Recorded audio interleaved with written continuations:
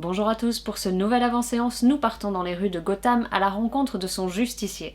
Aujourd'hui, nous parlons de The Dark Knight de Christopher Nolan. Petit rappel, avec le format des avant-séances, je ne vous spoile pas un film, je vous raconte des anecdotes ou des faits sur un film pour vous préparer à son visionnement, exactement comme je le ferai en salle.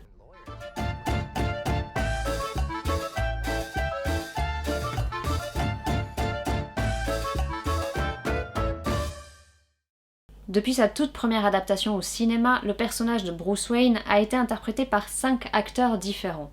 Personnellement, j'aimerais en effacer certains de ma mémoire. Message extrêmement important. C'est capital. C'est palpitant. Assez de superlatifs, Batman, et venons-en au fait. Salut Freeze, je suis Batman. Mais c'est pas possible.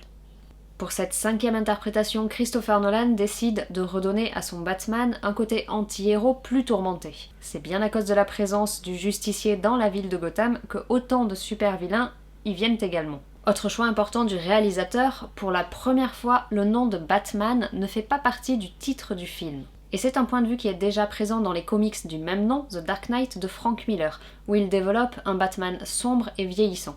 Un changement plutôt radical après les adaptations des années 60.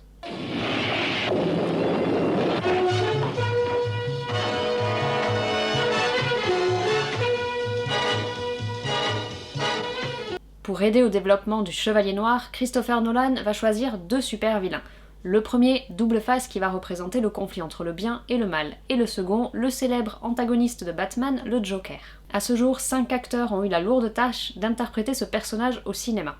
Petit aparté, entre 1992 et 2016, la voix officielle du Joker dans les animés et dans les jeux vidéo était interprétée par un célèbre Jedi. I wish somebody would. This stuff is killing me. Why should I care? Because now there's a teeny little bit of me in you too, bats. Dans l'interprétation de Heath Ledger pour The Dark Knight, on découvre un véritable génie du crime, inquiétant, perturbé, extrêmement intelligent et sans scrupules. Si à l'origine le choix de l'acteur avait déplu à beaucoup de personnes, il signe finalement un travail remarquable qui sera récompensé par de très nombreux prix. Des Oscars ont déjà été remportés par des films de super-héros, mais le plus souvent, ils récompensent les effets spéciaux du film. Et pour la première fois en 2008, Heath Ledger va avoir l'Oscar du meilleur acteur dans un second rôle pour son interprétation du Joker. Un exploit qui se reproduira en 2020, cette fois-ci avec l'Oscar du meilleur acteur, pour Joaquin Phoenix dans son rôle du Joker. Le film The Dark Knight va également être entouré de malheurs. Pendant le tournage, lors d'une répétition avec la Batmobile, un des techniciens va malheureusement perdre la vie dans un accident. Puis, en janvier 2008, quelques mois à peine avant la sortie du film, qui sort au mois d'août, c'est l'acteur Heath Ledger qui va être retrouvé mort.